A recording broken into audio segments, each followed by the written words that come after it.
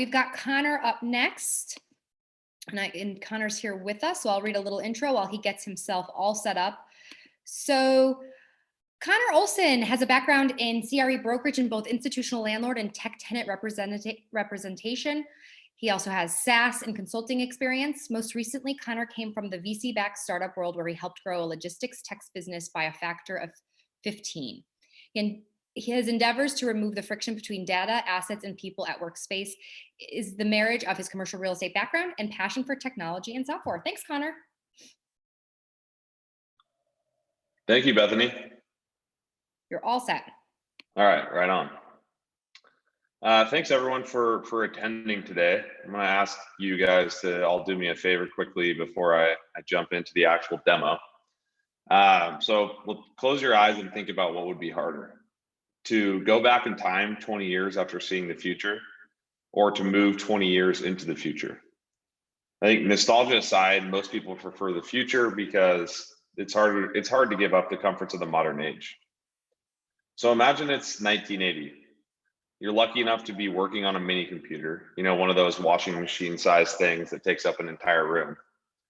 Cable is still the form of entertainment, and Blockbuster is the hottest spot in town.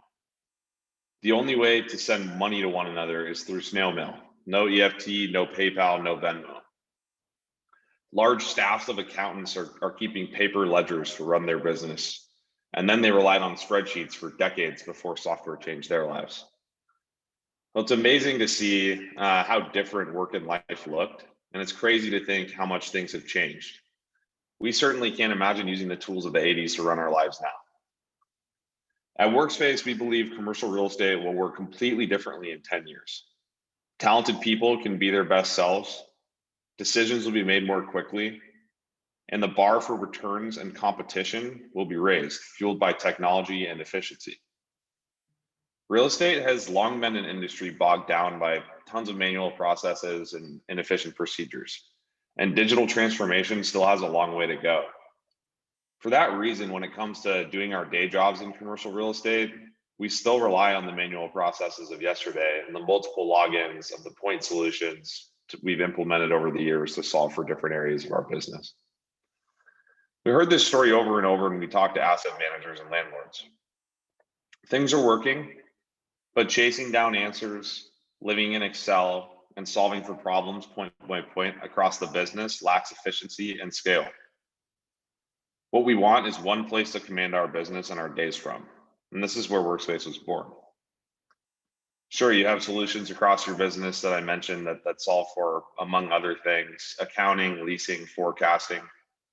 You apply technology and structure to put your data into different buckets, but you aren't getting the most out of it. The desire to consume, control, and interact with your firm's operational and financial data in a way that saves you time from chasing down answers and gives you the power to make informed decisions quickly and reliably was something we've heard as well. I have data living in some of these systems, but I can't see it side by side when I need it. Most of the aggregation or reporting efforts are manual and time intensive. So this is where WorkSpace comes in. Through the simplest, most interactive asset and portfolio insights platform, CRE professionals and their stakeholders get first ever holistic financial and operational performance visibility. WorkSpace enables faster decision-making and earlier intervention for greater investor returns. So this all sounds good and well as a snapshot of your business, but what happens as you add a fund or shed assets from your portfolio?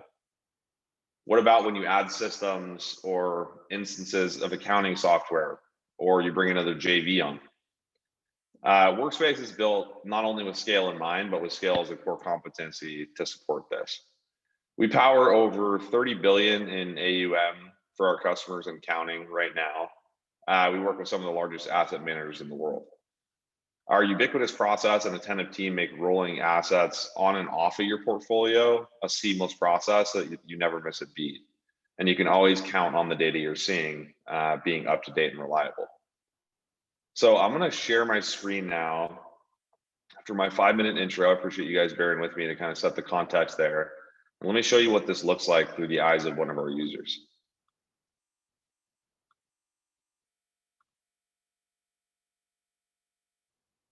Okay. I think my screen is sharing now. Perfect. So how does our dashboard really look and how do our customers use it? So I'm going to tell you this through the eyes of John Executive, aka administrator. So here we have a consolidated page of any tasks or events that I've been mentioned in or involved in, a calendar of events, some system updates, and a bit of a welcome page. So where we're going to spend a fair bit of our time is on the asset management piece and understanding how the data rolls up and how the systems data consolidates in, and then how all of that really facilitates a deep drill down. So at a portfolio level, what's happening on the page? So we're going to see we have a bunch of different portfolios that this administrator has access to. You have a date configuration range, and our integrations go back as far as the systems that house that data for an asset. So it could be, up to decades in certain cases. You have the ability to add, customize, and configure portfolios, put different properties into them, of course. And then you'll see a few key metrics that roll up on the portfolio level that are a consolidation of these properties within these specific portfolios.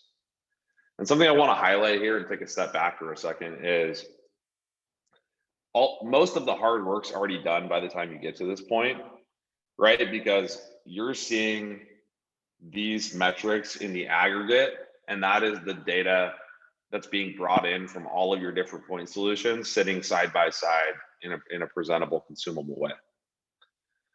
So you can come in here and you can say, I want to see how these different 6 portfolios are doing, or hey, I want to drill into a specific portfolio. So let's drill into the US portfolio. Within your US portfolio, you'll see, sub portfolios and properties that exist within the US portfolio. And the power I want to highlight here is that with WorkSpace, this administrator can see the whole portfolio or the fund level, and then within a couple of clicks, we'll be able to see the GL level code details of an individual property. So let's drill into Broadway here. And this is where the fun really begins. So for this building, what are we really looking at? On the left, we've got some metadata. And this is one of the few places users actually enter data into WorkSpace. Everything else is ingested via systems. So we found that for so many different types of monthly, quarterly reporting, most of this type of information, things like deck to deck, ceiling height, et cetera, was living on people's desktops. This is actually a customer asked that we could house this within the product. And here you have some of the systems level data in the center console, some of your classic visualizations. Actuals to actual, actuals to budget, pro forma to the degree that you're stitching, something like Argus data into your accounting systems. You'll see NOI, OPEX, debt service, a bunch of different metrics here. And this exists at the financials level, as well as the returns level, so capital facing, obviously, which is important. And then what I want to highlight is we're 2 clicks into the portfolio right now, and we're seeing a really, really detailed view at the asset level, right, at the Broadway building level.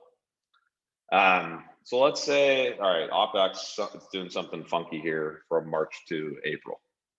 I don't really understand where this dip came from. I want to get into the details. I'm a regional AM, or I'm an investor logging in and I want to understand what's going on. So now again, this is like the 3rd click from visualizing your entire portfolio or your entire fund. And we're into the GL level detail on OPEX here. And we can see in a friendly way, actual, budget, and variance month by month. And then with your variances here, to the degree that the accounting systems have qualitative notes, you'd see a little squiggly line underneath these numbers, and you could see them here on any of these metrics. So anything that exists in the accounting system is going to be visualized here. So a few other key places we look at here are the stacking plan which displays leasing information in a very clean way. You can click in and into any one of these specific spaces, and the degree a property manager wants to append a document, you can have a lease live in here or anything else related to that space. And then you can, of course, export these stacking plans however you'd like, print them, use them however you'd like.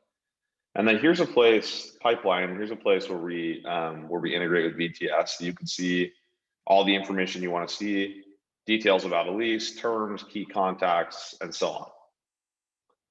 And I want to click through to the rent roll here. And this is an important and difficult place to get a lot of data accurately.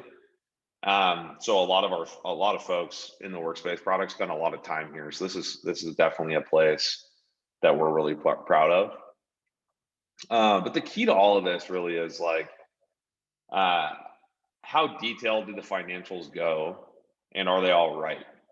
So again, remember, these financials, these like GL level detailed information that we're pulling from, let's say Broadway's Yardi, for example, is being brought in along with every other property in the portfolio, which allows us to roll up and deliver some of those broader KPIs in the platform that you visualize at the higher level. So we also bring in budget for the sake of seeing variances. So we're looking at all business units here. We have, different accounting treatments, right? So you could say, am I actually collecting cash? This is a really important thing. And, particularly with COVID, there was a lot of lease exposure for these office owners and other asset classes. So this is a place where we visualize and bring that data in a very consumable and actionable way. So another interesting piece here, and this is just to give you an example of the sort of the consolidated power that WorkSpace can be for teams, is the loans piece. So it was really rare that we heard loans were being captured anywhere but in spreadsheets. So we built a loan scheduler in the tool. We're always evolving this. There's so many different covenants, but this was built around two of the largest asset managers in the world. So it's relatively comprehensive, but we're always iterating this. And this is again, the second area besides the metadata at the property level that you would actually enter WorkSpace or enter data into WorkSpace, where the rest of it is ingested from those systems of record. And then let's go to contacts here. So you can add contacts, you can have user preferences, different levels of access for different people, and a bunch of ways for people to interact. So you can have a regional asset manager that only has access to their specific properties because that's relevant to them. You can have someone at the fund level who needs access to all the properties. You could have someone at the property level who just needs access to that individual property. And then the other interesting piece is you can actually give logins with restricted access to investors or LPs that can come in and see a restricted view of a specific asset or fund, so that when you get those questions that come around to like how leased up is property X, or what's going on with OpEx in this building, or what's our AR exposure across the US office portfolio, they can actually self-serve those answers so that you're not spending time reaching out to an analyst and trying to figure out where that information lives and is it accurate, and what's the narrative associated with that. The other sort of people piece involved here is obviously there's ways to communicate across your entire team or with specific individuals. So in the instance that you want to tag someone to look at a specific property or to look at a specific metric, you could tag them here in the activities tab.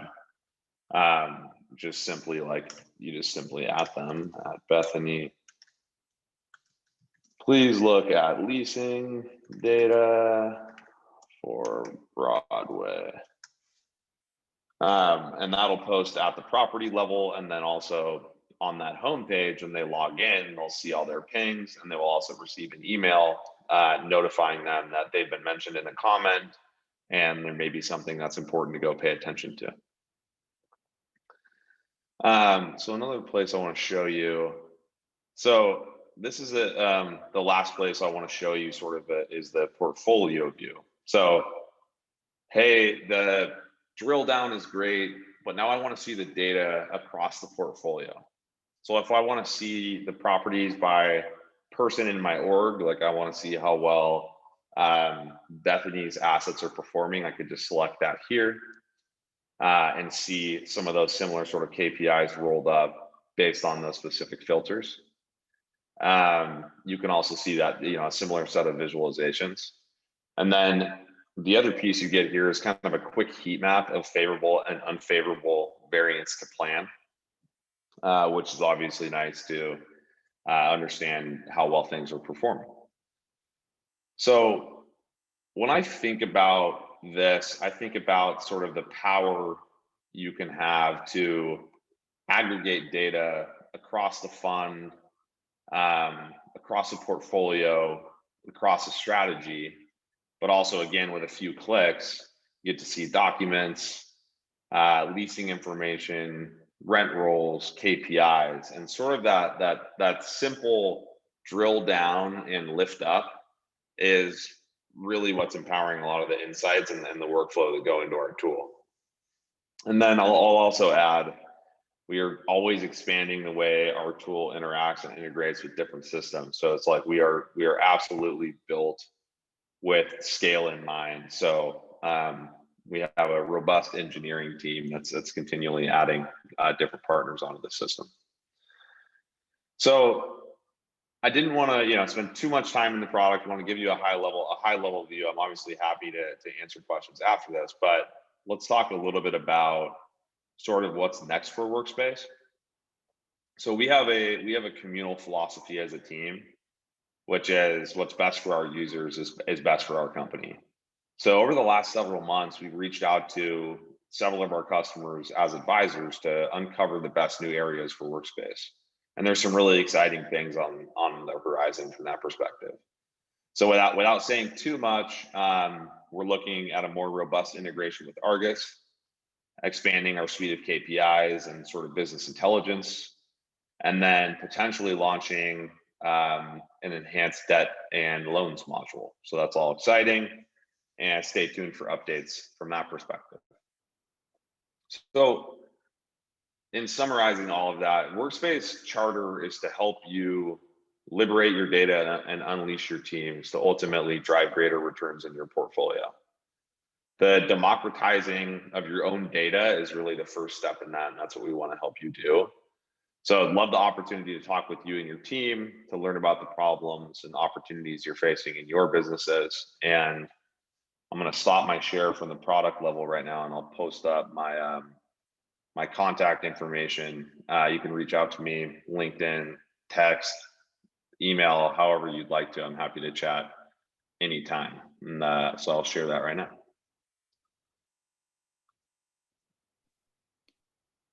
Connor, we've had a couple questions come in. Do you want to start those? Yeah, let's do it. Great. So can you talk a little bit about, I actually have two questions that I'm going to combine that I think are good. Can you talk about the onboarding process, as that continues to be one of the hurdles for most landlords and managers? And the other question is, who is your typical user, and then the onboarding process with them?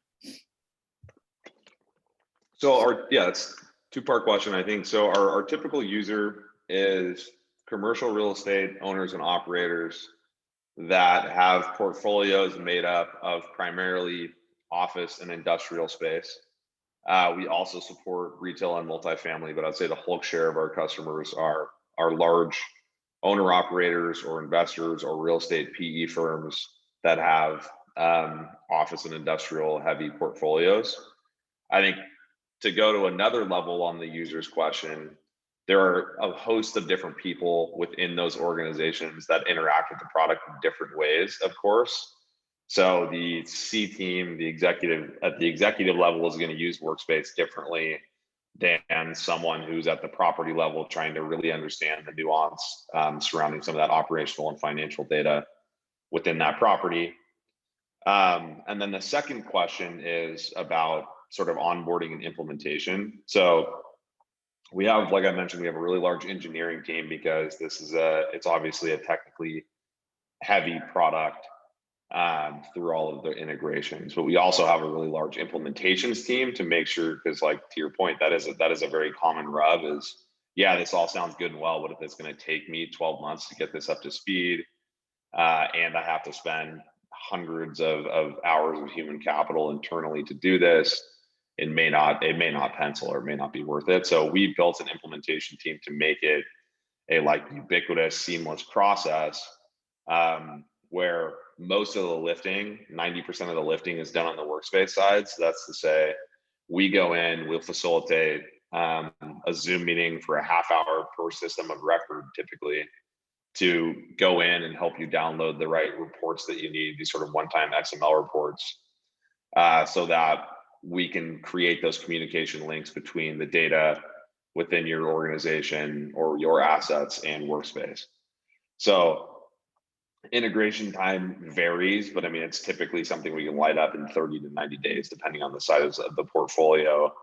And of course, like the teams that are most engaged, and this is how, I mean, it always works, like the teams that are most engaged with us, that's where we see the sort of the faster implementations come from. How current is the data in the system? Can you talk about a little bit about that? Yeah, so that's a good question. So we don't actually pull data from any of the systems of record. It's actually, we set it up so that data is pushed to Workspace. I mean, there's a lot of data integrity issues there, so we make sure that we're cognizant of that. And most of our customers push the data from the systems of record on either an hourly or nightly basis. So anytime you go into Workspace, you can be assured that that data is as accurate, timely, and reliable as possible when you're making decisions critical to your business.